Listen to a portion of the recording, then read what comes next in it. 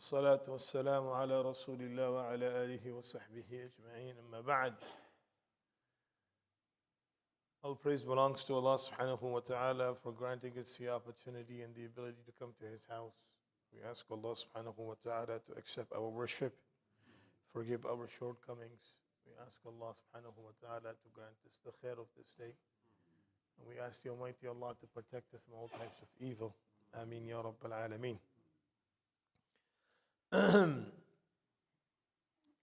As we are getting closer to the blessed month of Ramadan, the month of Sha'ban is already started, and this month has been dedicated for trying to build in good habits in our lives, with the continuation of asking Allah for forgiveness from the shortcomings and sins and bad habits that a person may have. Today's khulq that we're going to be discussing from the akhlaq of Rasulullah sallallahu alayhi wasallam in the personal growth of an individual, we find in the teachings of Rasulullah sallallahu alayhi wasallam that he himself was a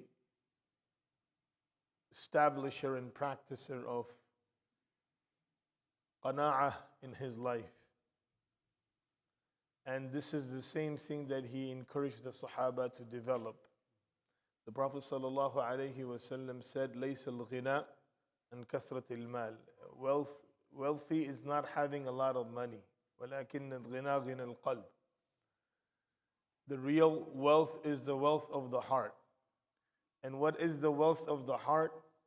Ghina of qalb is translated into qana'ah, which means to be content from what Allah has given you, no matter how little or more it is for you.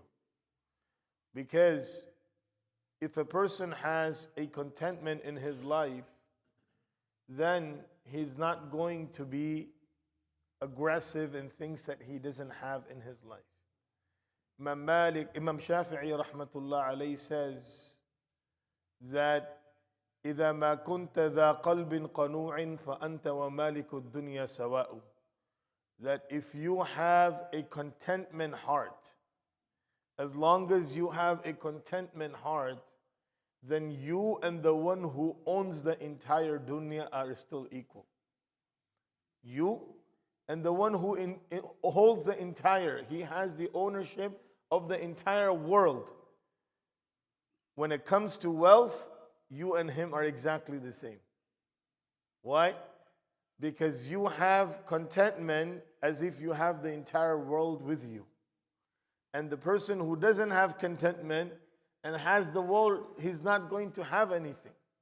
Because the desire is such, as the Prophet ﷺ described, that the desire of wanting things in this world and not be satisfied and to be unhappy, it is a nature that is found inside this human being. And that greed which always works inside for this insan to have the desire of wanting more in his life, no matter how much he or she may have. So this is why having to be content by your heart, this is what reality is. This is the reality of having wealth or being rich in the terminology of Quran and Sunnah, because this person has actually learned how to live this dunya. Otherwise, the society that you and I live in, the people that we surround ourselves with, it is always the benchmark going higher and higher, trying to get more and more. And no matter how much you have, it's never enough. It's never enough, right? A person, the Prophet ﷺ said, لو كانت لابن آدم واديا من ذهب لوددت أن له واديان. That if a person has one valley of gold, he would desire that I have another valley of gold. So to put a stop onto this, how are we going to do that? You know how a person brings qana'at in his life? What does he need to do? So the first thing is that to work towards qana'ah, you have to do two things. Number one, bring those things which take away the love of dunya from your heart. And number two, to spend in the cause of Allah subhanahu wa ta'ala. To spend as much as in charities, to spend as much as you can in other avenues of khair. Because having to spend is also a way to take out the love of the wealth from your heart, because you're giving it away. And that's why the Sahaba, Ridwanullahi alayhim ajma'een, always adopted this lifestyle. No matter how much Allah subhanahu wa ta'ala gave them in their lives, they were always giving to the extent that they didn't have anything, no matter how much they had in the beginning. So this is the spirit that we need to build as we are getting closer to the month of Ramadan. You know, there's the rizq of insan expands, right? And in that expansion, a person becomes unthankful, right? A lot of blessings, a lot of things are coming in, and the person is, you know, qana'at is not only about having more wealth in everything. You know, everything. A person has the love, let's say, for cars. Now he is a collector.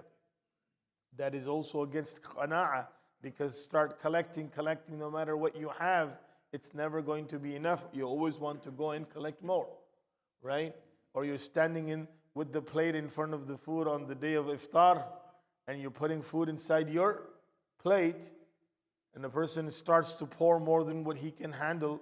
This is also against qana'ah. So qana'ah is something that we need to develop a habit in our lives, because through that Allah subhanahu wa ta'ala will develop the love of His in our hearts. We ask Allah Azza wa Jal to grant us the understanding and the ability to practice. Ameen ya Rabbil Alameen. Subhanallah wa bihamdihi. Subhanakallahumma wa bihamdik.